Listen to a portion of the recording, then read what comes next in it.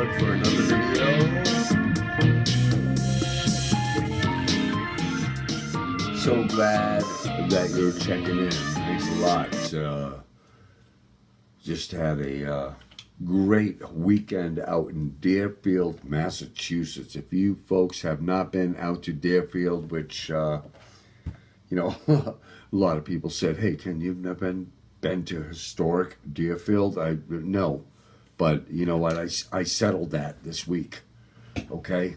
Me and my dearest, who holds me in her nearest. We went out to Deerfield and South Deerfield, and boy, oh boy, I gotta tell you. First of all, the weather was perfect. The people are perfect.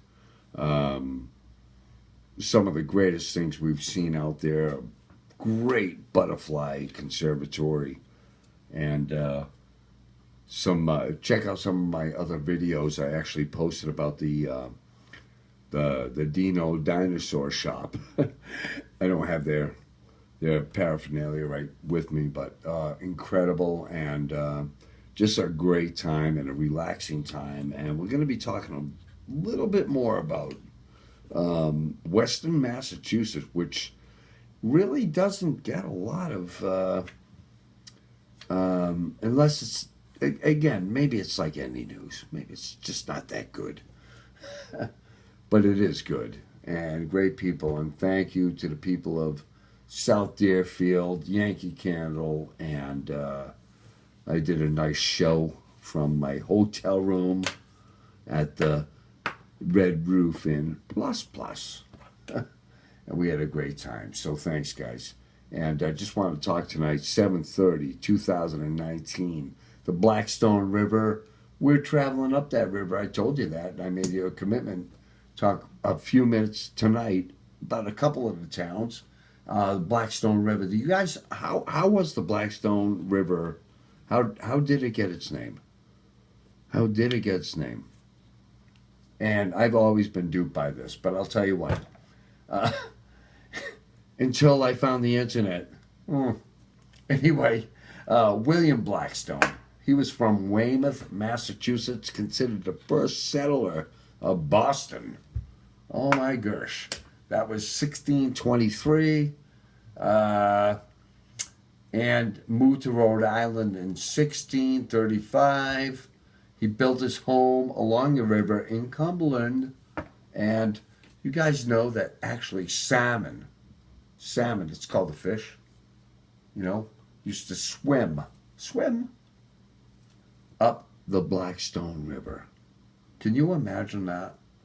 The Blackstone River actually, through the glacial period, came into existence about 15,000 years ago. So, I've only been here for 55 years, guys, but I'm privileged.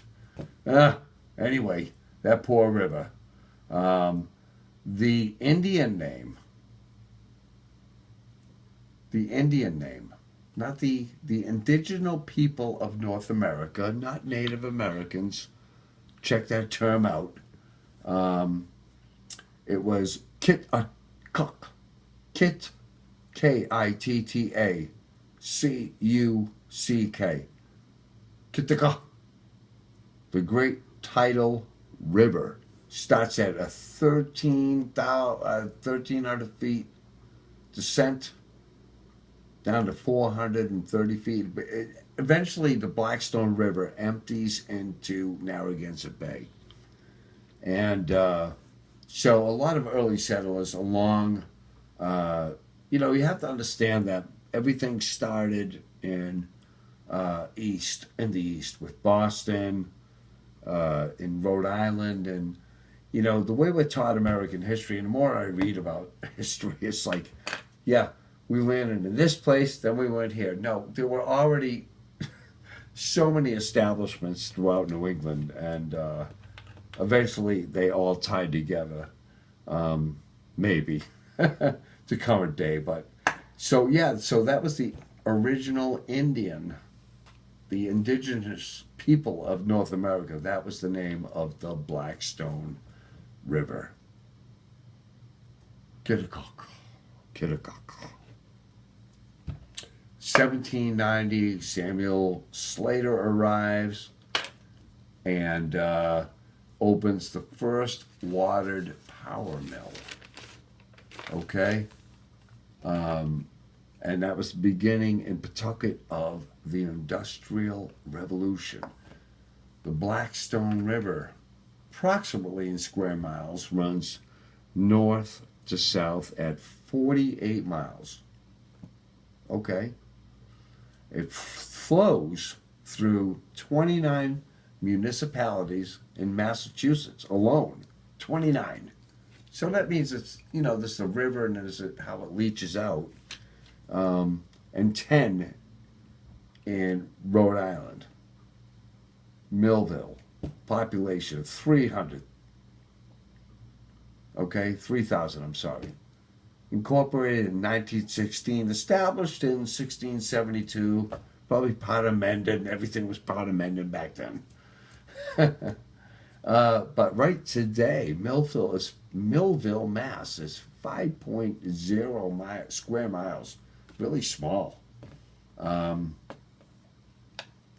And, it sprang up because being on a river and to produce textiles and clothing, the expertise in that, people flocked to these towns and they swelled. And keep in mind, a lot of these towns after 1945, they were gone. Uxbridge, all right, settled in 1662. Uxbridge, mash, potatoes. I got some coming up. Anyway, it was incorporated as a town in 1727. Right now, they're probably at like 14,000 people plus, named after the Earl of Uxbridge. You guys can look that up.